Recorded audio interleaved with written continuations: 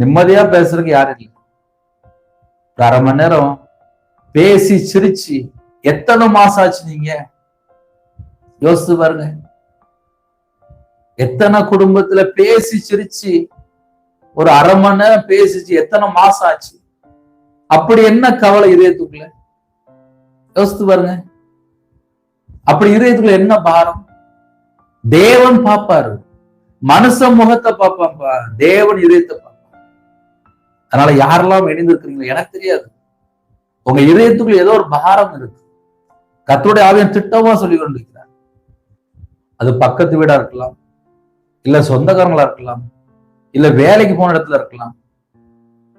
ஏதோ ஒரு இடத்துல பாரம், வேதனை, கஷ்டப்படுத்திட்டாங்க, உங்களை எரிச்சலாக்கிட்டாங்க, உங்களை கோபப்படுத்திட்டாங்க. கர்த்தருடைய பிள்ளைகளை என்ன செய்யணும்? நம்ம நார்மலா யோசிச்சு பார்ப்போமே. ஆன்லைன் மூலியமா கேட்கறீங்களா? மன்னிக்கிற சுபாவம் நமக்குள்ள இருந்தால் நம்ம இருதயத்தோட பாரம்லாம் வெளியில வந்துடும். ஏன்னா இன்னைக்கு நிறைய குடும்பத்திலே மன்னிக்க மாட்டுக்காங்க. எனக்கு ஒரு குடும்பத்துல ஒரு ஜெபகுறிப்பு வந்துச்சு. அது என் மனசுக்குள்ள ரொம்ப ஆழமா இருந்துச்சு. 16 வருஷமா கணவர் ஒரே வீட்டுக்குள்ள இருக்கு. 16 வருஷம் முன்பாக ஏதோ ஒரு காரியத்திலே கணவன் மனைவிக்குள்ள சண்டை போட்டாங்கன்னா 16 வருஷமா பேசாம இருக்கிறாங்க. வீட்டுல 2 பிள்ளைகள் இருக்கு, வாலிப பிள்ளைகள் இருக்கு. கணவர் நேரம் வருவாரு, வீட்டுக்குள்ள சாப்பிடுவாரு.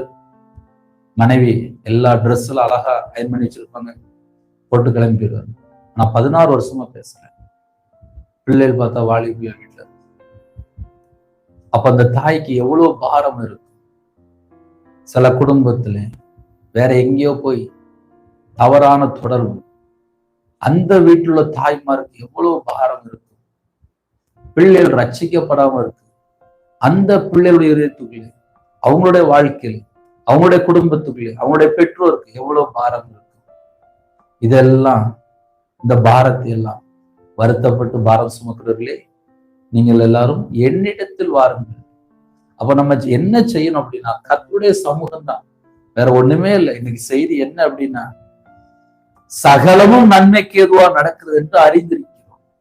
நம்ம குடும்பம் சகலமும் நன்மைக்கு எதுவாக தான் இருக்கு. அதுக்கு நம்ம என்ன செய்யணும் அப்படின்னா, தேவன்கிட்ட அன்பு கூறணும். யாரெல்லாம் தேவன்கிட்ட அன்பு கூறீங்களோ உங்க குடும்பம் ஆசீர்வதிக்கப்படும்.